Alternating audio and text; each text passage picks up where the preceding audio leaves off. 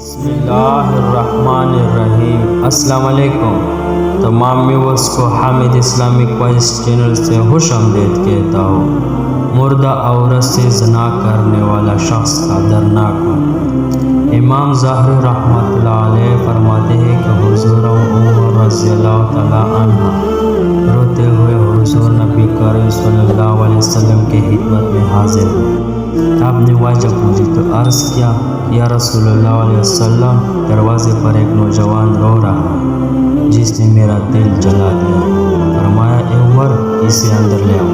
وہ نوجوان روتا ہوا اب صلی اللہ علیہ وسلم کی خدمت میں حاضر ہوا۔ حضور صلی اللہ علیہ وسلم نے اسے رونے کی وجہ پوچھی۔ کہنے لگا، یا رسول اللہ، میرے گناہوں کا ڈھیر مجھے رلا رہا ہے اور مجھے جبار سے ڈر آتا ہے، وہ مجھ پر عذابناک ہوگا۔ آپ نے فرمایا، نوجوان، کیا تو نے اللہ کے ساتھ کسی کو شریک ٹھہرایا ہے؟ عرض کیا، نہیں۔ کیا تو نے کسی کا جان کو ناحق قتل کیا ہے؟ عرض کیا کہ نہیں۔ آپ نے ارشاد فرمایا کہ اللہ تعالیٰ تیرے گناہوں کو معاف فرما دے گا، اگرچہ 7 آسمانوں، 7 زمینوں اور تمام پہاڑوں کے برابر ہو۔ نوجوان بولا، حضور، میرے گناہ 7 آسمانوں، زمین اور پہاڑ سے بھی بڑا ہے۔ آپ نے ارشاد فرمایا، تیرے گناہ بڑا ہے یا اللہ؟ اس نے کہا، میرے گناہ بڑا ہے۔ ارشاد فرمایا، تیرے گناہ بڑا ہے یا تیرے اللہ؟ کہنے لگا، ہاں البتہ میرے اللہ اور اس کا رحمہ بہت بڑا ہے۔ گناہ کا ارتکاب، بس ارشاد فرمایا کہ گناہ عظیم کو خدائے عظیم ہی معاف فرمائے گا، جو بہت ہی غفور درگزر کرنے والا ہے۔ پھر فرمایا، ذرا اپنا گناہ تو بتا دے۔ اس نے عرض کیا، یا رسول اللہ علیہ وسلم، مجھے اب سے حیا آتی۔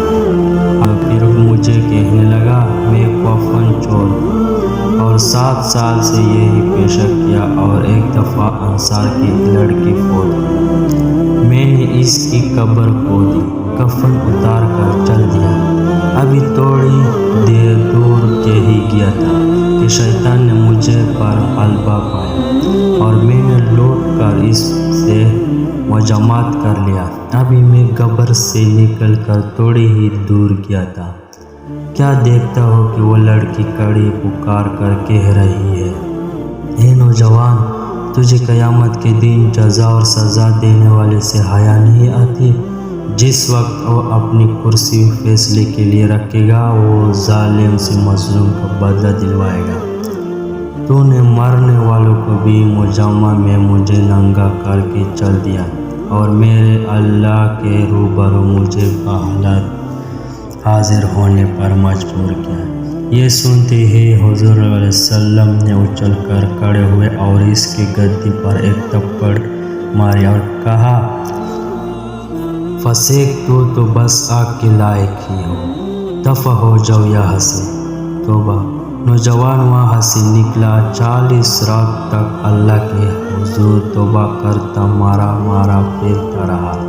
40 راتوں کے بعد آسمان کی طرف سے سر اٹھا کر کہنے لگا، اے محمد صلی اللہ علیہ وسلم کے خدا، آدم اور حوا کے معبود، اگر تجھے میری توبہ منظور ہے تو حضور علیہ وسلم اور آپ کے صحابہ کرام کو اس کی خبر دے، ورنہ پھر آگ بجھا کر مجھے جلا دے اور آخرت کے عذاب سے نجات دے۔ اتنے میں جبرائیل علیہ السلام تشریف لے اور سلام کا اور اللہ تعالیٰ کی طرف سے آپ صلی اللہ علیہ وسلم کو سلام پہنچایا۔ جبرائیل علیہ السلام نے کہا کہ اے اللہ تعالیٰ فرماتے ہیں، کیا مخلوق کو آپ نے پیدا کیا ہے؟ فرمایا، مجھے میں بھی اور تمام مخلوق کو اسی نے پیدا فرمایا ہے۔ اور عرض کیا، وہ پوچھتے ہیں کہ کیا اپنے مخلوق کو رزق دیتے ہیں؟ فرمایا، بلکہ مجھے بھی اور تمام مخلوق اللہ تعالیٰ ہی رزق دیتے ہیں۔ عرض کیا، وہ مجھے پوچھتے ہیں، کیا بندوں کی توبہ آپ قبول کرتے ہیں؟ فرمایا، بلکہ میرے بھی اور تمام بندوں کی توبہ وہی قبول فرماتا ہے۔ پھر کہا کہ اللہ تعالیٰ فرماتے ہیں، میں نے اپنے بندے کی توبہ قبول کر لی ہے اور ابھی بھی اس پر نگاہ شفقت فرماتے ہیں۔ حضور صلی اللہ علیہ وسلم نے اس نوجوان کو بلا کر اس کا توبہ قبول ہونے کی بشارت سنائی۔ سبق: اس واقعے سے ہمیں یہ سبق ملتا ہے کہ عقل مند آدمی کو اس سے سبق لینا چاہیے اور جاننا چاہیے کہ زندہ کے ساتھ زنا کرنے مرد کے ساتھ زنا کرنے سے زیادہ بڑا گناہ ہے۔ اس کی معافی کے لیے حقیقی اور سچی توبہ کرنی چاہیے۔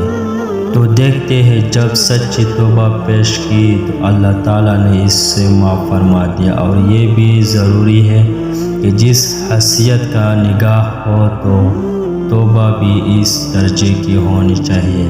اللہ ہم سب کو حامی و ناصر ہو، آمین۔ ویڈیو کو لائک کریں، چینل کو سبسکرائب کریں، بیل آئیکن